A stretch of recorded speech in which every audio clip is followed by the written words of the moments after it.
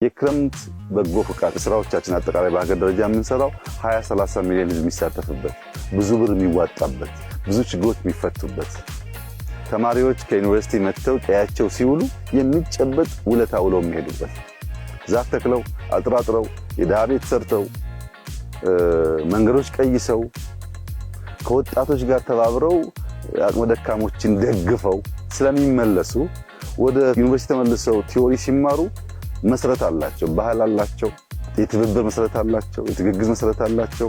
ቀያቸውን፣ ባህላቸውን፣ ታሪካቸውን ንቅል አይደሉም፣ ተነቅለው የተበጠሱ ሳይሆኑ ፋውንዴሽናቸው ላይ የቆሙ ናቸው።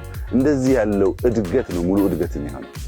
የተነቀለ እድገት ከማህበረሰቡ የወጣ እድገት ዋጋ የለውም። ቀየውን ያወቀ የሽማግሌዎችን ተረት ያወቀ የሽማግሌዎችን ምርቃት ያከበረ ሽማግሌዎች የደገፈ እዚህ የጎደለውን ደግሞ ዩኒቨርሲቲ ሄዶ የተማረ ሰው ሙሉ ሰው ነው።